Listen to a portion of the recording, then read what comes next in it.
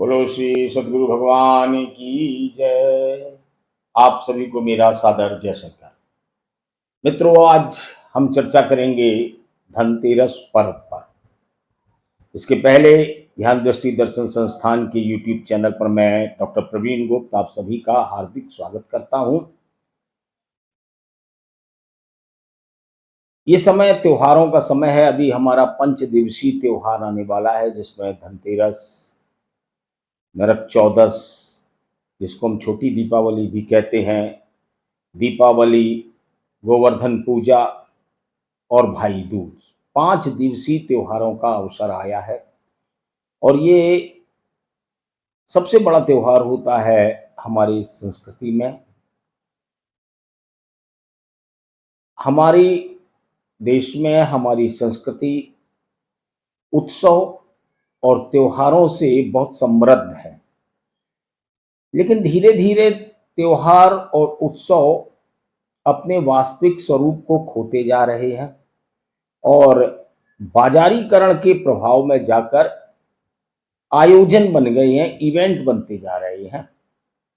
बहुत आवश्यक है कि हम थोड़ा ठहरें और चिंतन करें और अपने जो त्योहार हैं, जो हमारी संस्कृति है, इसके जो प्राण हैं, उसकी रक्षा करें और उसको जीवंत रखें।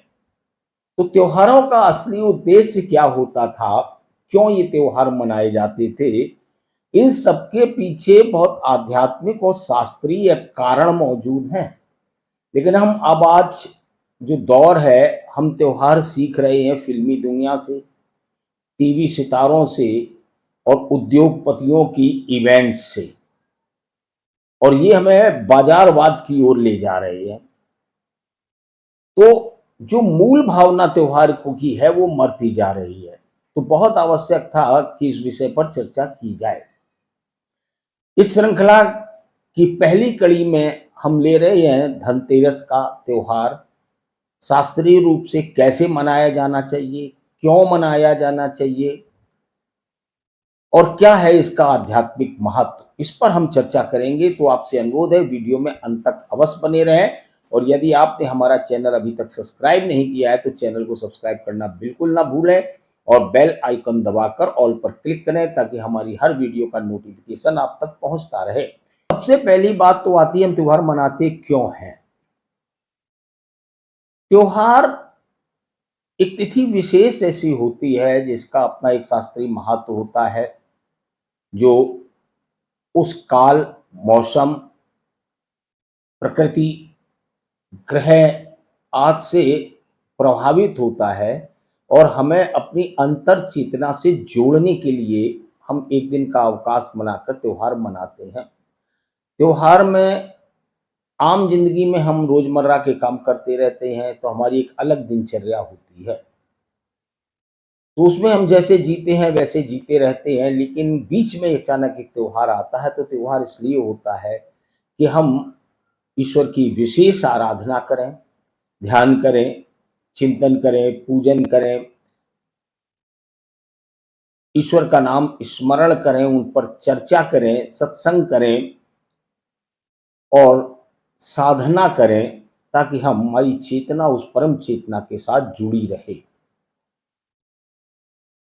एक समय भोजन बनाएं, दोनों समय उसी भोजन को ग्रहण करें और जो शेष समय बचता है उसमें घर की गृहिणियां, महिलाएं भी उस धर्म के, उस आध्यात्म के वातावरण से में जुड़कर अपनी चेतना को परम चेतना से जोड़ने के लिए प्रयास करें। इसके लिए त्योहार होते थे। लेकिन आज त्योहार क्या हो गया, पहले जो हमारी मूल भावना थी त्योहारों का के निर्माण की, वो यही थी कि समय समय पर हमारी चेतना को उस परम चेतना से जोड़ने का एक अवसर होता था त्योहार।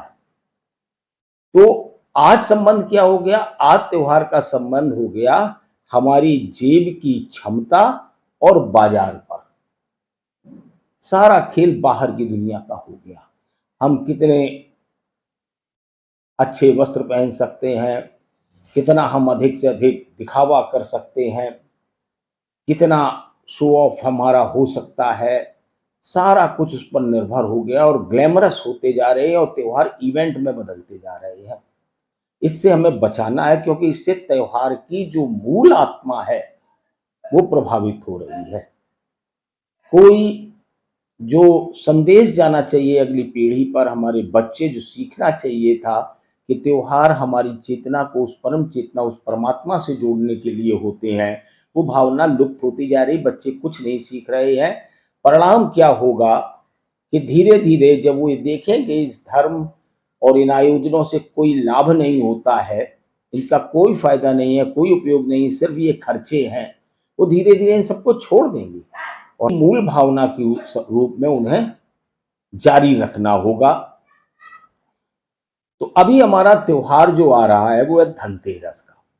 आज हम क्या समझते हैं धनतेरस को? कि बर्तन खरीदने का त्योहार है, सोना चांदी खरीद लो।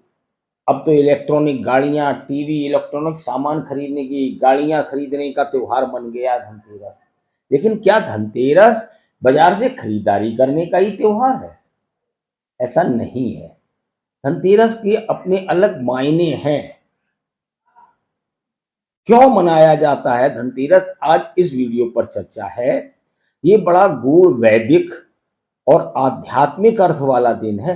धनतेरस का पर्व साधारण त्योहार नहीं है। इसके बड़े गूढ़ वैदिक और आध्यात्मिक संदेश हैं।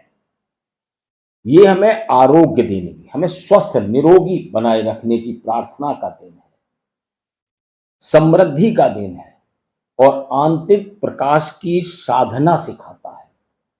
3 चीजों के लिए धनतेरस का पर्व मनाया जाता है: आरोग्यता के लिए, समृद्धि के लिए और आंतरिक प्रकाश की साधना सिखाने के लिए धनतेरस का पर्व मनाया जाता है।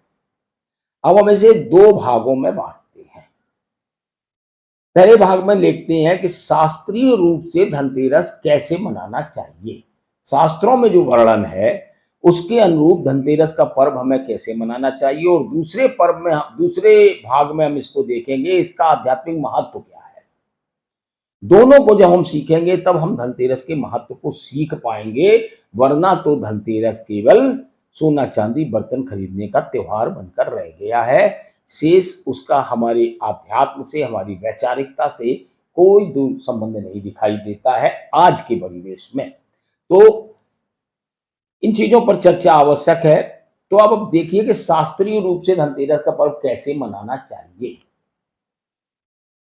धनतेरस का पर्व कार्तिक मास के कृष्ण पक्ष की त्रयोदशी के दिन होता है, ये सब लोग जानते हैं। या कि दीपावली से 2 दिन पहले होता है। अब ये त्योहार किसका है? ये त्योहार है भगवान धन्वंतरी का। अब धन्वंतरी कौन है? ये भगवान विष्णु के अमृत अवतार है।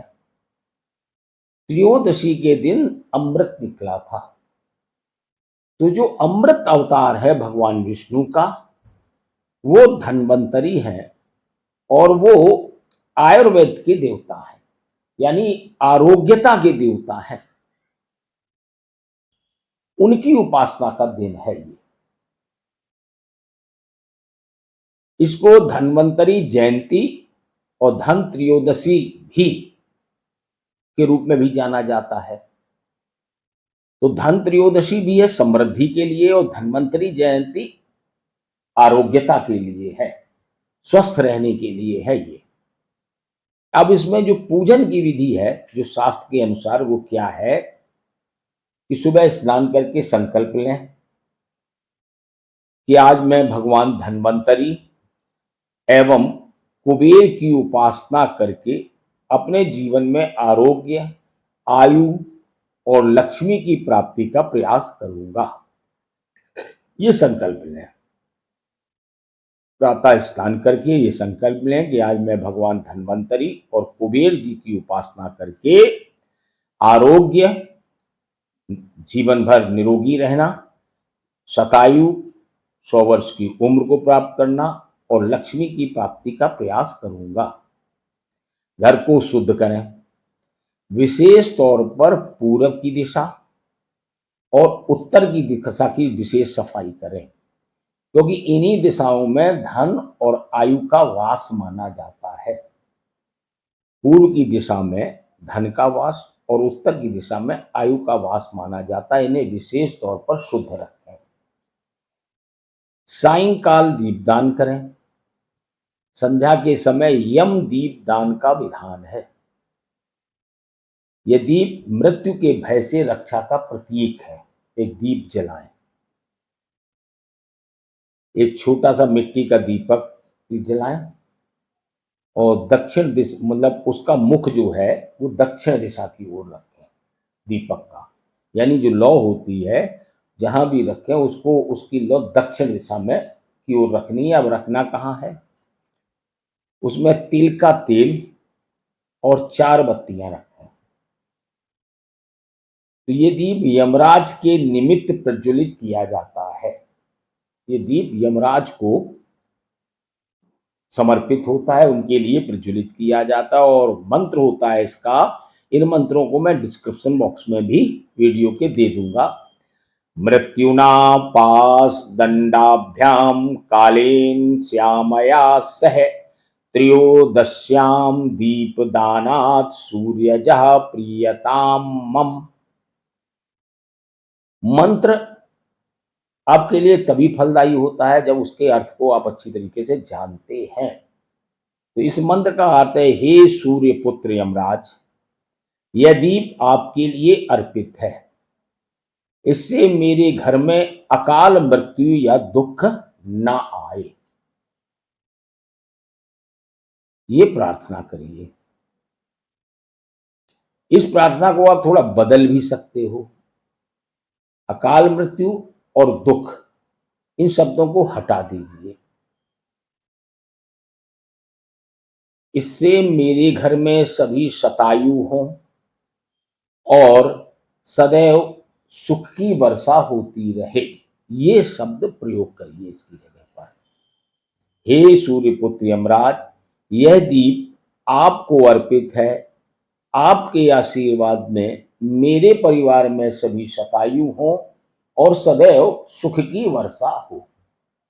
ये प्रार्थना करिए। नहीं आप मंत्र बोल सकते, मंत्र मत बोले, लेकिन आप यही प्रार्थना केवल अपने भाव से करिए। भाव का ही महत्व होता है, शब्दों का नहीं होता है। अंतर के भावों से जब आप प्रार्थना करते हो कि हे यमराज, यह दीप आपको समर्पित है। आपके आशीर्वाद में मेरे परिवार में सभी शतायु हों और सदैव सुख की वर्षा हो, ये कर प्रार्थना करें। भगवान धन्वंतरी की पूजा करें। धन्वंतरी भगवान के चित्र या मूर्ति के सामने दीपक जलाकर पूजन करें। उनकी मूर्ति का जो स्वरूप है वे 4 हाथ हैं। हाथों में शंख चक्र अमृत कलश और जड़ी बूटियों के पत्ते धारण किए हुए मूर्ति चित्राते हैं। और उनका मंत्र है, ओम नमो भगवते वासुदेवाय धन्वंतराय अमृत कलश हस्ताय सर्वामय विनाशनाय त्रैलोक्य नाथाय श्री महाविष्णवे नमः। इस मंत्र का उच्चारण करें। हे भगवान धन्वंतरी, आप तीनों लोकों के आरोग्य दाता हैं। आपके चरणों में समर्पित होकर मैं निरोगी, सुखी और अभय की चाह रखता हूं। शाम के समय लक्ष्मी और कुबेर का पूजन करें। संध्या के समय लक्ष्मी और कुबेर देवता की पूजा करें। इस दिन नए बर्तन, चांदी का सिक्का या धन के प्रतीक के रूप में कोई भी शुभ वस्तु खरीदना परंपरागत रूप से किया जाता है। परंपरा है ये कि उस दिन कुछ खरीदा जाता है। तो कोई चांदी का सिक्का है या नए बर्तन है या धन के प्रतीक के रूप में कोई चीज खरीदें, परंतु उसका भाव ये हो, खरीदने में भी भाव हो कि जो मेरे पास धन है वह ईश्वर की कृपा से है और समाज के कल्याण में लगी। इस भावना के साथ उस धन को खर्च करें और वो चीज खरीदें। इस दिन गरीबों को दीपक, तिल, वस्त्र, अन्न या धन का दान विशेष पुण्यकारी माना जाता है। और किसी गरीबों को जिनके घर दिवाली मनाने की सामर्थ्य नहीं है उनको दान करें, ताकि वो भी अपने घर में पर्व मना सकें, उनका सहयोग करें। क्योंकि शास्त्र ये कहते गए हैं कि इस दिन का दिया गया दान आपको दीर्घायु और पुण्य लोक की प्राप्ति कराता है। दान भी सुपात्र को ही देना चाहिए। जिसके पास बहुत है उसे देने का कोई लाभ नहीं। जिसको आवश्यकता, उसकी आवश्यकता की पूर्ति करिएगा कि आपके दिए गए दान से उसे अपार सुख का अनुभव हो, तब आपको पुण्य का फल प्राप्त होता है। अब आते हैं, ये तो हुआ कि कैसे मनाया जाए, और अब आते हैं इसका आध्यात्मिक महत्व क्या है। इसके बड़े गूढ़ अर्थ को समझना पड़ेगा।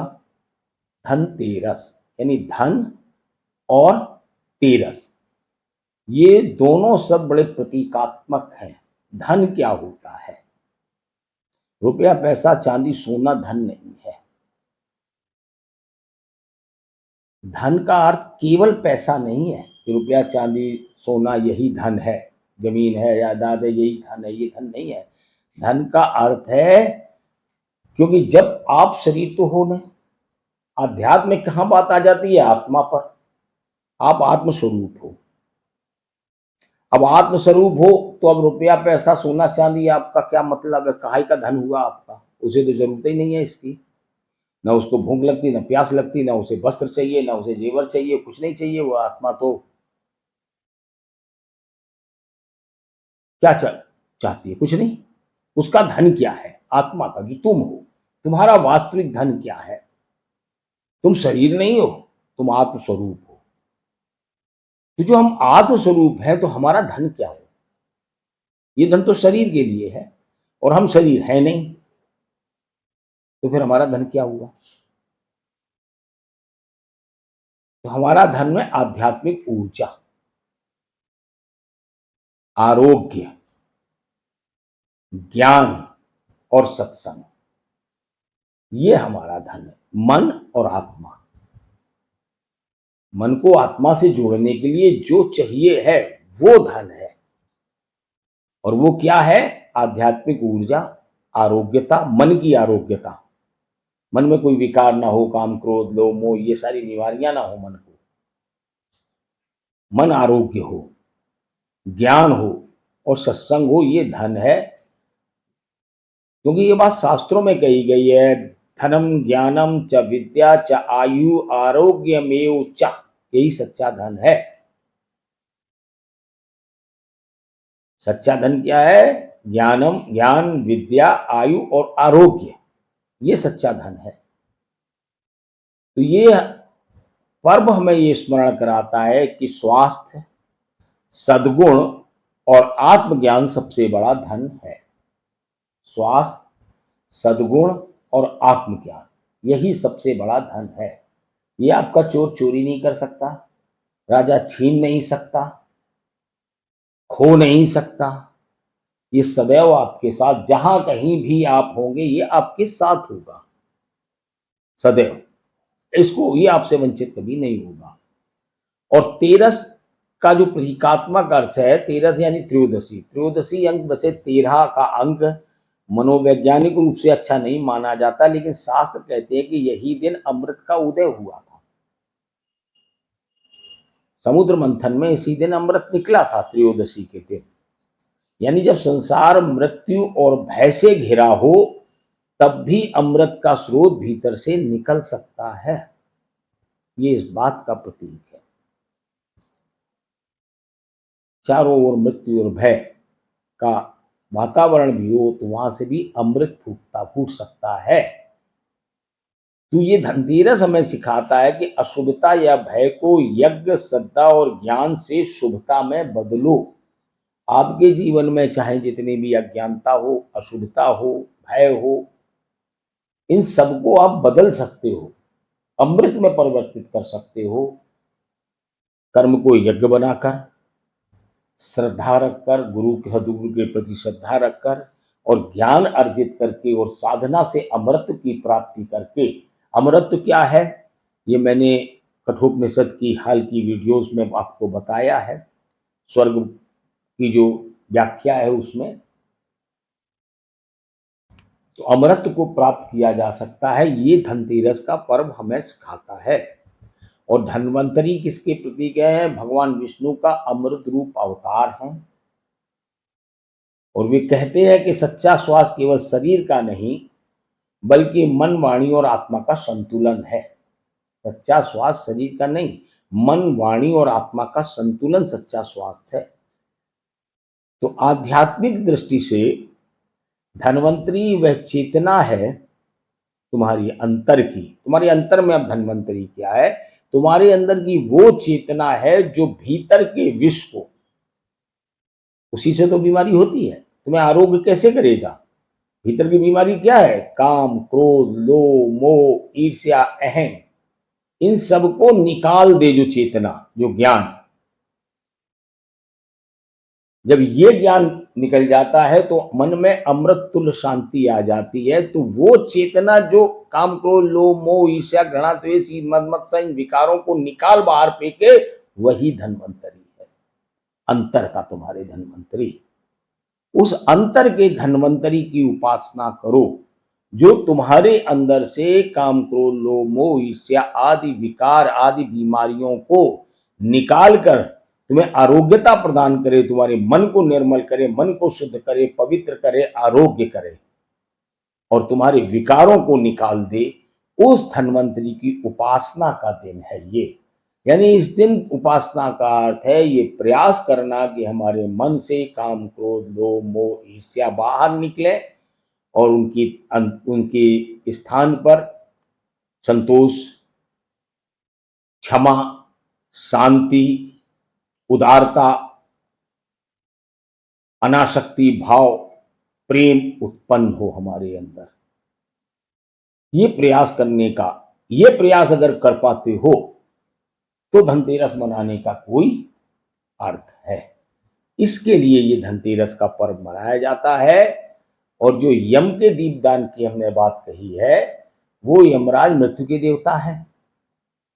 वे न्याय और धर्म के भी प्रतीक हैं। जब हम यमदीप जलाते हैं तो हम ये संकल्प करते हैं, ये मृत्यु मैं तुझसे भयभीत नहीं हूं, क्योंकि मैंने धर्म और सत्य का दीपक जलाया है। मैं जानता हूं कि मैं जीवात्मा हूं, मैं आत्मस्वरूप हूं और मैं अजर अमर अविनाशी हूं, मेरी मृत्यु होती ही नहीं है, तो मैं तुमसे भयभीत नहीं हूं। मेरे अंदर सत्य और धर्म का दीपक जलता है। यानी ये दीप हमारे भीतर के मृत्यु भय पर विजय का प्रतीक है। तो ये धनतेरस से दिवाली तक का एक बड़ा आध्यात्मिक मार्ग है, पर्व है, 5 दिन का त्योहार है। और ये इस त्योहार का जो अगर एक शब्द में कहूँ, एक लाइन में कहूँ कि इसका मतलब क्या है, तो ये है हमारी आध्यात्मिक यात्रा। कौन सी यात्रा?